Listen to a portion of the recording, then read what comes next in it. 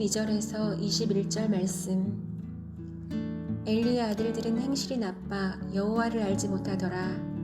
그 제사장들이 백성에게 행하는 관습은 이러하니 곧 어떤 사람이 제사를 드리고 그 고기를 삶을 때에 제사장의 사환이 손에 3살 갈고리를 가지고 와서 그것으로 냄비에나 솥에나 큰 솥에나 가마에 찔러 넣어 갈고리에 걸려 나오는 것은 제사장이 자기 것으로 가지되 실로에서 그곳에 온 모든 이스라엘 사람에게 이같이 할 뿐 아니라 기름을 태우기 전에도 제사장의 사환이 와서 제사 드리는 사람에게 이르기를 제사장에게 구워드릴 고기를 내라. 그가 내게 삶은 고기를 원하지 아니하고 날 것을 원하신다 하다가 그 사람이 이르기를 반드시 먼저 기름을 태운 후에 내 마음에 원하는 대로 가지라 하면 그가 말하기를 아니라 지금 내게 내라. 그렇지 아니하면 내가 억지로 빼앗으리라 하였으니 이 소년들의 죄가 여호와 앞에 심히 크면 그들이 여호와의 제사를 멸시함이었더라. 사무엘은 어렸을 때에 세마포 에봇을 입고 여호와 앞에서 섬겼더라.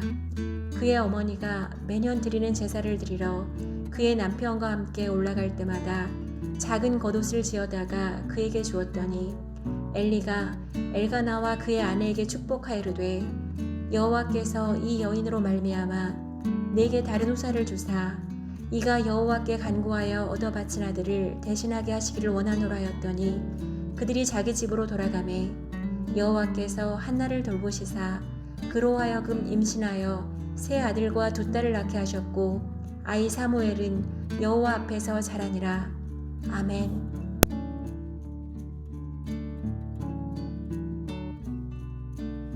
함께 기도하겠습니다. 하나님, 우리의 삶의 방향이 늘 하나님을 향하여 나아가는 삶 되게 하여 주옵소서. 그래서 한 걸음 한 걸음 주께로 더 가까이, 십자가로 더 가까이 따라 나아가는 삶 되게 하시고, 그래서 우리의 삶의 끝이 십자가 하나님 앞으로 나아갈 수 있도록 동행하여 주옵소서.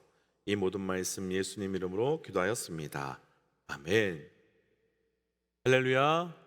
우리 삶의 모든 걸음을 주의 뜻 가운데 걷도록 그 뜻을 허락하시고 또 하나님의 뜻이 우리 가운데 이루어질 수 있도록 모든 것을 공급하여 주시는 우리 하나님의 이름을 높이 찬양합니다. 오늘 우리가 함께 나눌 말씀의 제목은 영적 방향 전환, 영적 방향 전환이라고 하는 말씀의 제목입니다. 새해가 시작된 지 벌써 몇 주가 지났습니다. 새해가 시작되면 저를 비롯해서 많은 분들이 새로운 결심을 하면서 지난 한 해와는 다른 방향으로 또 지난 해에는 다른 길로 가기를 결단해 보고 또 결심하는 분들이 참 많이 있습니다. 어떠신지요? 우리 믿음의 동역자들께서는 새해가 시작되면서 어떤 영적 방향의 전환을 결단하고 결심해 보셨는지요? 그리고 그런 결심들이 잘 진행되고 계신지요? 어제도 나누었지만 사무엘상하는 단순한 역사에 기록된 역사서가 아니라 하나님께서 하나님의 백성들을 또 하나님의 나라를 어떻게 세워 가시는지, 또 그 하나님의 나라를 세워 가야 되는 하나님의 사람들이 어떻게 변화되어 가야 되는지, 그래서 우리에게도 반드시 이 사건이 나타날 수밖에 없는 말씀을 이 사무엘상하에는 기록해 주셨습니다. 오늘 말씀은 하나님께서 하나님의 백성을 하나님의 나라로 세워가시기 위하여서 그 삶의 영적 방향을 어떻게 틀어주시고 어떻게 바꾸어 주시는지에 대한 말씀을 볼 수 있습니다. 오늘 말씀을 통해서 우리 삶에도 동일한 영적 방향 전환이 저를 비롯한 우리 모든 믿음의 동역자들에게 있으시기를 먼저 주의 이름으로 도전합니다. 첫 번째 영적 방향입니다. 우리 오늘 본문 중에요 12절과 13절입니다. 조금 길지만 12절 13절입니다. 엘리의 아들들은 행실이 나빠 여호와를 알지 못하더라. 그 제사장들이 백성에게 행하는 관습은 이러하니 곧 어떤 사람이 제사를 드리고 그 고기를 삶을 때에 제사장의 사환이 손에 3살 걸고리를 가지고 와서 아멘. 당시 대제사장인 엘리의 아들들의 평가가요, 방금 읽었던 12절과 13절에는 두 가지로 요약이 되는데요. 하나는 행실이 나쁜 불량한 사람이다라는 것이 나오고요. 그리고 또 하나는 여호와를 알지 못했다라고 되어 있습니다. 여기서요, 여호와를 알지 못했다라고 하는 말을 조금 더 히브리어 원어에 가깝게 해석해 보면요, 능력이 부족해서 혹은 영적인 민감함이 부족해서 하나님을 의식하지 못했다가 아니라, 그런 것이 아니라 의도적으로 하나님을 알지 않기로 했다라고 하는 것이 더 원어에 가까운 해석이라고 할 수 있을 것 같습니다. 그러니까 그들의 중심 가운데요, 하나님을 경험할 수 있는데도 그들은 하나님을 의식하지 않았다는 겁니다. 하나님 앞에 나아가지 않았다는 겁니다. 왜 굳이 이 부분을 이렇게 기록할까요? 이유가 있습니다. 사실 우리 모든 사람은요, 영적인 존재입니다.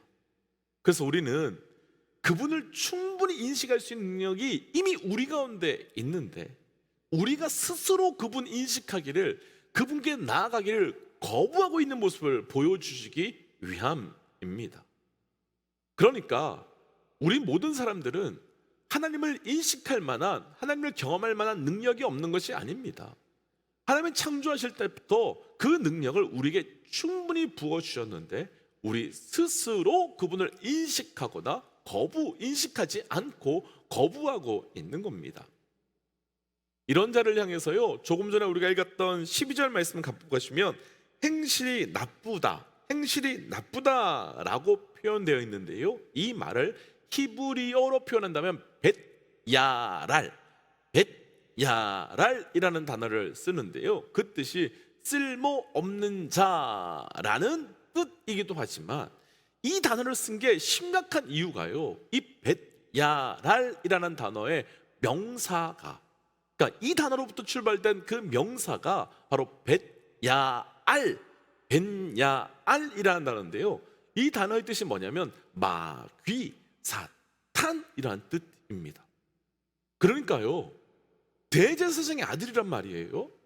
대제사장의 아들들인데요, 그들이 하나님을 의식하지 않았고, 그로 인해서 이들이 말씀과 하나님을 인식하지 않고 의식하지 않고 살았는데, 그래서 이들을 향하여 말씀은 뭐라고 표현하는가 하면 마귀 같은 자, 사탄 같은 자라고 정의하고 있기 때문에 이 단어가 무거운 겁니다. 그럼 사실은요, 이 상황이 굉장히 심각하다고 할 수밖에 없습니다. 왜냐하면 지금 이들은요, 이 엘리의 아들들은요, 대제사장의 아들들입니다. 그렇다면 이들은요, 언젠가는 대제사장이 될 수도 있는 사람들이지요. 그런데 이들이 하나님을 인식하지 못하고, 그래서 마귀 같은 자라고 하나님께서 말씀으로 평가하고 있기 때문입니다. 사실 우리 삶에서 하나님의 임재가 경험되지 않고, 또 우리가 말씀 가운데 하나님의 음성이 들리지 않고, 기도 가운데 그분의 뜻이 보이지 않는다면, 바로 그 순간 우리의 믿음은 사실 방향 전환을 해야 할 때입니다.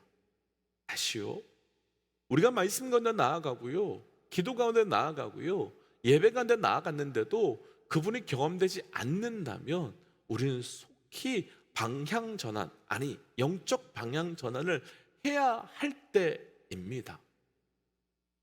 우리 삶에서 문제는 이런 방향 전환이 쉽게 이루어지지 않는 것이 참 어렵습니다. 참 큰 문제입니다. 그 이유가 조금 전에 읽었던 13절 말씀 한번 보시겠습니까? 13절에 나오는데, 13절 말씀을 보면 백성들을 향하여서 제사장들이 백성에게 행하는 모습을 대해서 그렇게 표현합니다. 관습은 이러하니라 라고 하면서 말씀이 시작됩니다. 관습은 이러하니라. 중요한 단어 찾으셨는지요? 관습, 습관. 그러니까 오늘 말씀에서 우리가 나누고 싶은 첫 번째 영적 방향 전환이 바로 우리 삶에 있는 습관의 영적 방향을 바꾸어야 된다는 것입니다. 관습의 영적 방향을 바꾸어야 된다는 것입니다.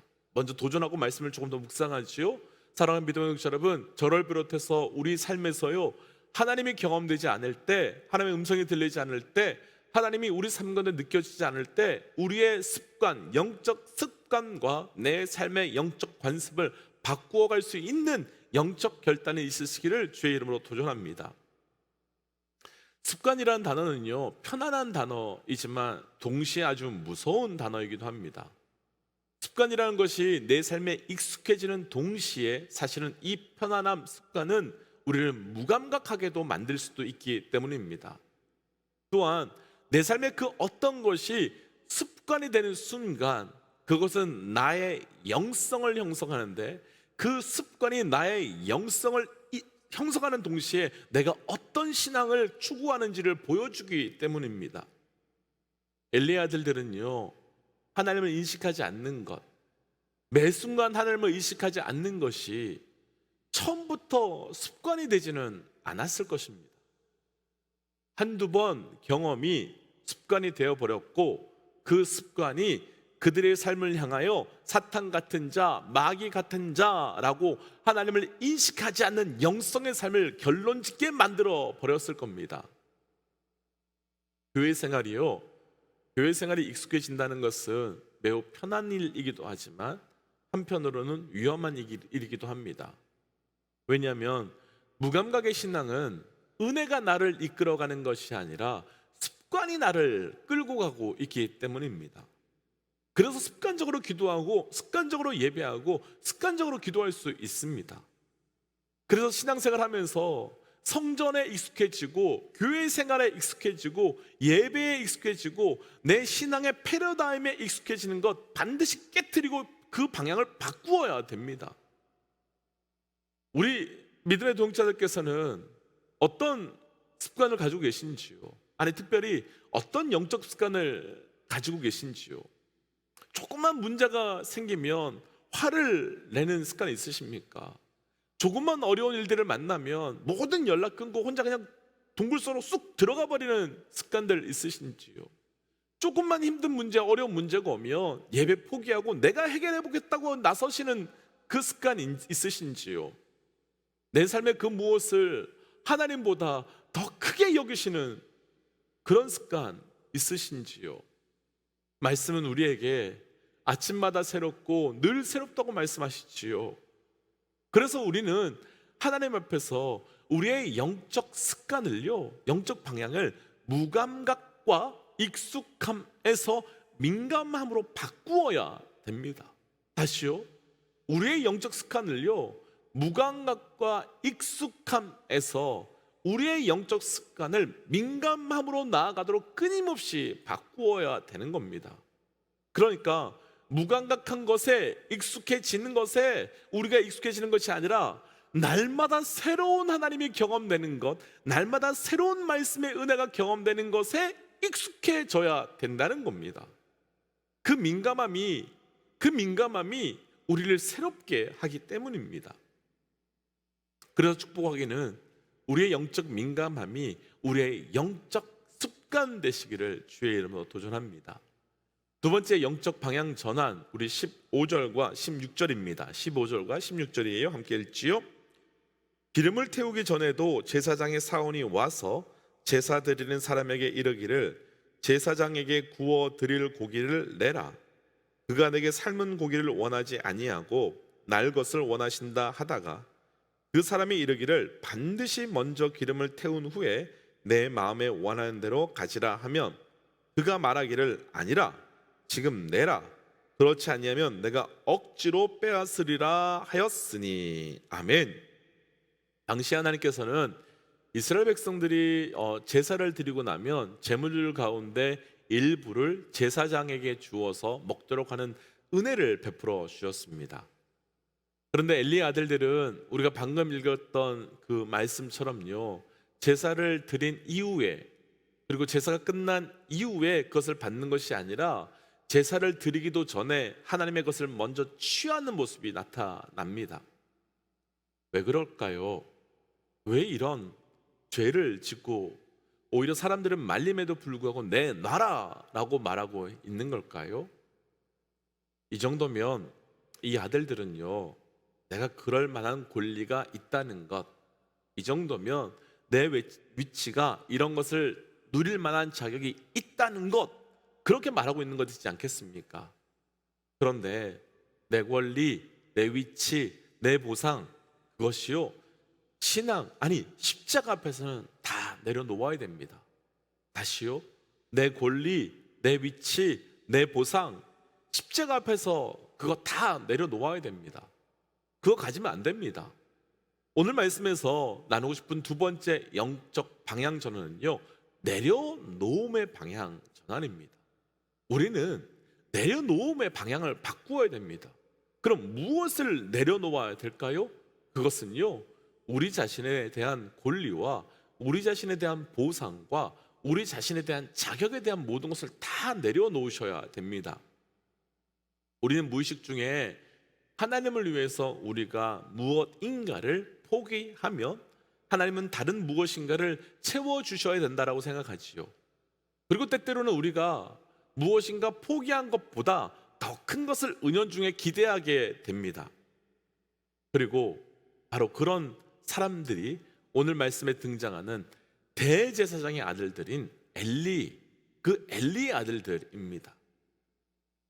어떻게 보면 참 좋은 자리이지만 어떻게 보면 이들은 자신들의 의지와 상관없이 그 자리에 쓴, 어떻게 보면 억울하고 힘들 수 있는 자리입니다.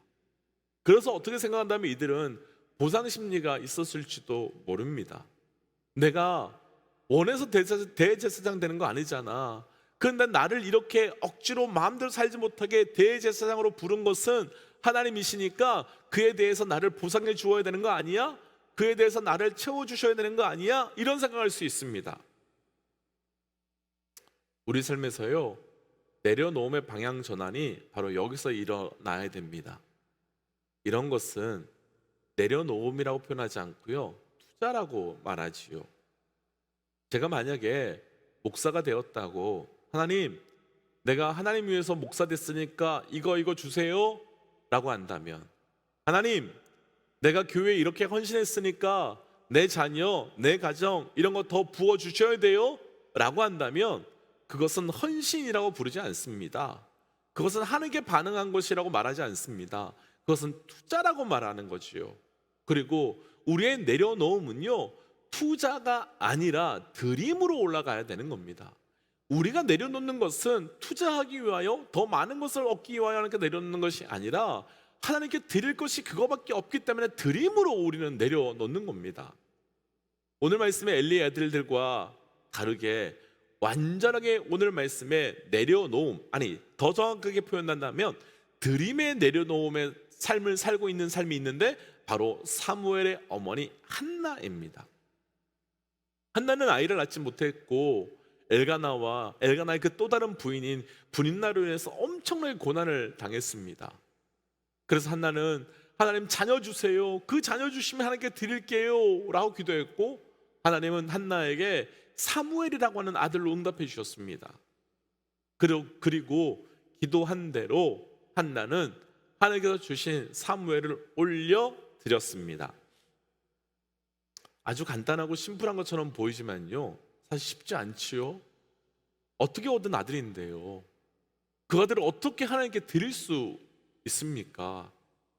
그런데 엘리의 아들들과 다르게 한나는 그 삶에서 내려놓음의 방향 전환이 있는데요, 그 아들을 주시면이라고 했던 투자와 같은 그 믿음이 주셨던 그 아들을 드리며 올려드리는 드림으로 방향 전환이 한나에게 펼쳐지고 있다는 겁니다. 다시 한번 한나의 기도를 기억해 보십시오.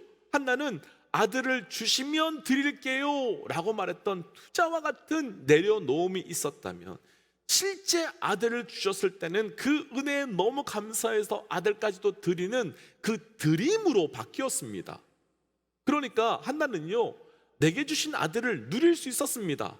그 아들을 누리면서 똑같이 분인나를 공격할 수도 있었는데 한나는 그러지 않고 그 하나님께 올려드린 겁니다. 그러니까 누림에서 드림으로 방향 전환이 한나의 삶에서는 있었던 거지요. 나 주셨기 때문에 나 누립니다가 아닙니다. 하나님께서 내게 주셨기 때문에 나는 하나님께 드립니다라고 하는 내려놓음의 방향 전환이 그에게 있었던 겁니다. 한나는 응답으로 주신 아들을 더 누릴 수 있었습니다. 그리고 그 아들로 분나에게 자신이 당한 것하고 똑같이 갚을 수도 있었지만 한나는 누리지 않고 드립니다. 사랑하는 믿음의 동지 여러분, 우리의 영적 삶에서요, 내려놓음의 방향 전환이 있으시기를 주의 이름으로 도전합니다. 그런데 그 내려놓음의 방향 전환이요, 그 내 삶에 누리기 위하여 내려놓는 것이 아니라 드리기 위하여 내려놓는 영적 방향 전환이 있어야 됩니다. 그때 우리의 삶에 온전한 영적 방향이, 내려놓음의 영적 방향 전환이 우리에게 있게 되는 겁니다. 오늘 말씀에서 나누고 싶은 마지막 방향 전환인데요, 우리 21절 마지막 말씀인데요, 21절이에요. 함께 읽어보지요. 여호와께서 한나를 돌보시사 그로 하여금 임신하여 세 아들과 두 딸을 낳게 하셨고 아이 사무엘은 여호와 앞에서 자라니라. 아멘. 오늘 말씀 가운데는요, 엘리의 아들인 홈니와 비느하스가 나오고 한나의 아들인 사무엘이 등장합니다. 엘리의 두 아들은 하나님께 드리는 제사를 무시했고 성전에 있었던 여인들과 동침하면서 온갖 죄를 다 하나님께 저질렀습니다. 반면에 사무엘은 제사장이 아니었음에도 불구하고 그들보다 더 이상으로, 그들보다 더 하나님 앞에서 거룩하게 살기를 몸부림쳤습니다. 또한 오늘 말씀에서 홈니와 비느하스의 삶과 사무엘의 삶에는 여러 가지 차이가 있지만 그들의 삶에 또 하나의 아주 큰 차이가 있는데 바로 부모들의 차이였습니다. 부모들의 차이였습니다. 엘리는 사람들이 자신들의 아들들에 대해 그 죄에 대해서 반응했을 때 그 사람들, 그 소문에 민감하게 반응하지 않았습니다. 죄 지었다라고 말하는데도 그냥 그렇게 민감하게 반응하지 않았습니다. 그러면서 사람들 사이에 이런 소문이 퍼지니까, 이런 말들 들리니까 아들들 조심해, 이 정도였습니다.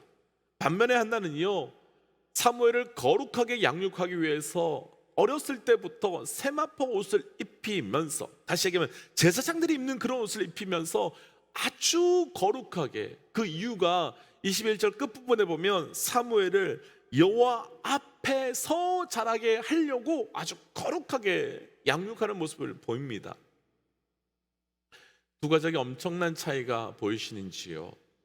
한 가족은요, 그 권위를 사람에게 두었습니다. 아버지 엘리는 아들들에게 권위를 두었고요, 그리고 자신들을 흉보고 염려하는 백성들에게 그 권위를 두었습니다. 반면에 한나는 어떠했습니까? 철저히 하나님 앞에 권위를 두었습니다. 어쩌면 누군가는 한나를 보면서 왜 너 아들이 제사장이 아님에도 불구하고 세마포 옷을 입히냐라고 말할 수도 있었음에도 불구하고 한나는 여호와 앞에서 내 아들을 거룩하게 살리겠다고 하는 그 하나님께만 권위를 두며 살아갔습니다. 오늘 말씀에서 나누고 싶은 마지막 영적 방향 세 번째는 바로 우리의 삶의 권위를 사람에게 두거나 상황에 두는 것이 아니라 하나님께만 두어야 된다는 것입니다. 우리 삶의 영적 방향의 전환, 그 권위가 더 이상 상황과 사람이 있는 것이 아니라 하나님께만 두셔야 된다는 것입니다. 도전하기는 우리 삶의 모든 영적 권위가 사람에서 하나님으로 바뀌어질 수 있는 영적 방향 전환이 있으시기를 주의 이름으로 도전합니다. 그래서 이 말씀을 붙들고 이렇게 좀 기도하고 싶습니다. 하나님, 우리 삶의 영적 방향 전환이 있는 삶이 되게 하여 주옵소서. 그래서 우리가 엘리 아들과 같은 삶이 아니라 한나의 아들 곧 사무엘과 같은, 또 우리의 삶이 엘리야와 같은 삶이 아니라 한나와 같은 삶을 살게 하여 주셔서 온전한 영적 방향 전환으로 거룩한 삶을 살아갈 수 있도록 동행하여 주옵소서라고 함께 기도하며 나가겠습니다. 함께 기도할까요? 기도하겠습니다.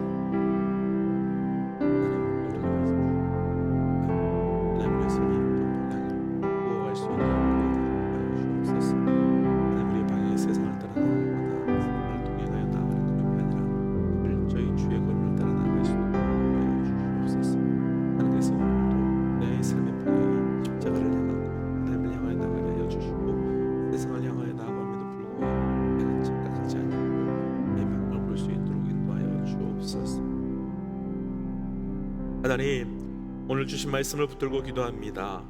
우리 삶의 온전한 영적 방향의 전환이 있을 수 있도록 역사하여 주시옵소서. 하나님, 내가 세상을 향하여 또 나를 향하여 달려나아감에도 불구하고 하나님을 향하여 나아가고 있다고 착각하며 살지 않게 하여 주시사, 오늘 하나님 나의 방향이 어디로 향하고 있는지 보게 하여 주셔서 나의 방향이 더 이상 세상과 사람과 나를 향하여 나아가는 것이 아니라 철저히 주를 향하여 나아갈 수 있도록 동행하여 주옵소서. 이 모든 말씀 예수님 이름으로 기도하였습니다. 아멘. 사랑하는 믿음의 동지 여러분, 오늘이 우리 삶에 있어서 영적 방향의 전환이 일어날 수 있는 하루 되시기를 주의 이름으로 도전합니다. 우리 이렇게 선포하고 기도의 자리로 또 삶의 자리로 돌아가지요. 함께 선포하겠습니다. 하나님은 살아계십니다. 아멘. 승리하십시오. 함께 기도하겠습니다.